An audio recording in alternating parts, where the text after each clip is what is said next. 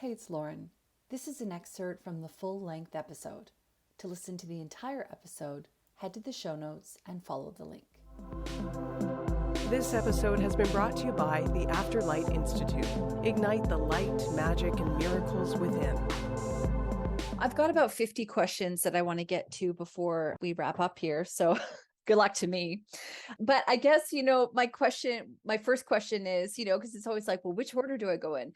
I mean, when I want to go back to that man that you were working with initially, because you talked about a timeline exercise. And I was just wondering, based on the ideas of beliefs, based on the ideas of, the stories that we tell ourselves on a regular basis, what's your thought on whether or not memories are real? Because I mean, obviously memories are real, but I mean, everyone has a different take on a memory, especially people who have been in the same situation. And I guess I was just wondering if you could talk about that in relation to the timeline exercise that you talked about, because it kind of, you sort of touched on it, but you didn't really go into it. I was under the impression that maybe you went in and like the man changed his memory of it. Like maybe he focused on the beauty of the blue eyes and that gift as opposed to the loss that came from it. But I'm not sure. I'd love to hear your thoughts on it. Yeah, I think firstly, Lauren, that's a fantastic question because that is the crux of change. Now, you were talking about memories being real, and they're not really, but we make them real. The truth is, your memory is only a memory of the last time that you remembered it. So it is absolutely,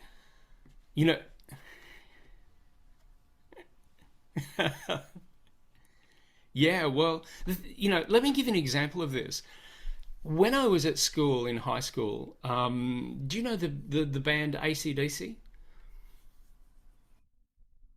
Well, when they first started, my girlfriend was able to get them to play at our school. So, which was amazing. It was incredible. They were so loud they nearly burst the windows. But it was fantastic just watching them, and Angus Young getting carpet burns, doing his little swivels on the floor and all of that sort of stuff. But I remember a bus, that they arrived in. And I swear, black and blue, that bus was yellow. But the reason that the bus was yellow in my mind, and I only discovered this when I read Mark Evans' biography, that he described their blue bus. And I thought, their bus isn't blue, their bus is yellow. And the only reason I believed it was yellow was introduction, The Simpsons. Start seeing the bus constantly, it was that type of bus, like in The Simpsons. But I see it as yellow because The Simpsons had overlaid the yellow over the top of my memory. So my memory changed. So the thing that we have is we may have a conversation, but our feelings will even taint the actual memory of it. Like we could have a exciting conversation about a holiday, and let's say if you're in a down state when you're listening to that story, then you share that story with someone else and you say, Rick was sharing a story about a dreadful holiday he had. Because our state taints the story. So let me go into detail how timeline works and with this gentleman. So basically what happens is, what you do is in NLP, there's a thing called perceptual positions.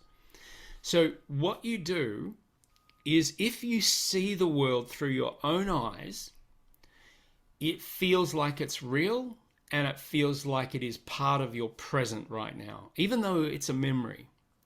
So the moment that you reflect and see a memory again through your own eyes, what you're now doing is you're only remembering it as you're remembering it now, so the memory can equally shift and change.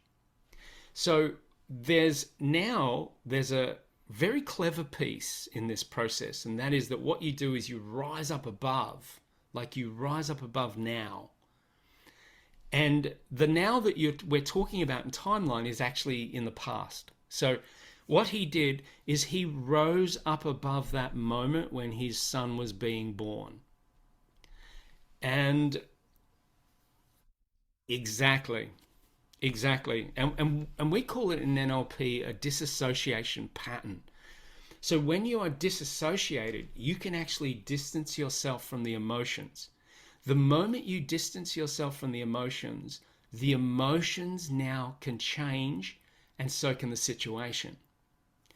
So while we're looking through our own eyes, we're feeling the emotions. While we're looking at ourselves in the event, we can distance ourselves from the emotion.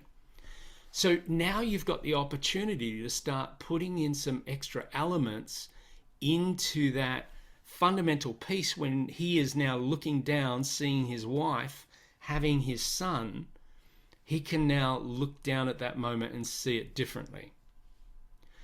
So what we got to with him to really turn this around is we started exploring the concept of people coming into our lives just to value something.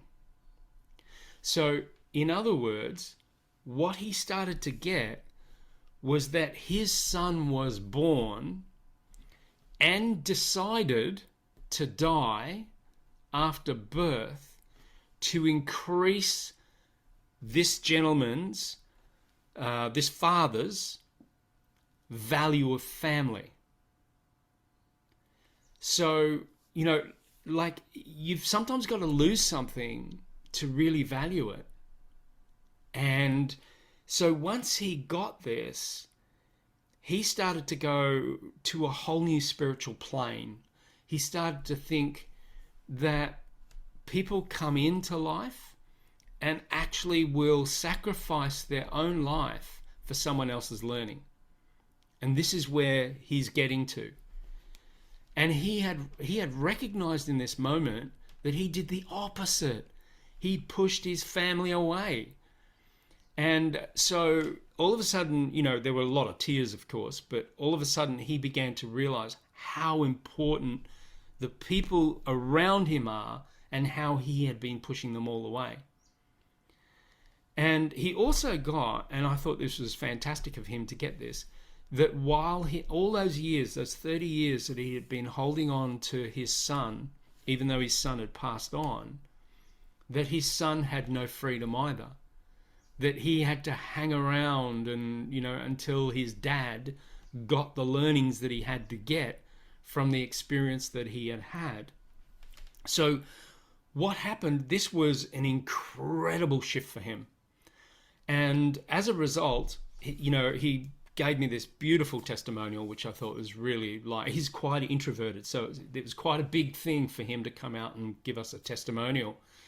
And he said that, all of those 30 years of dross and sadness just all melted away.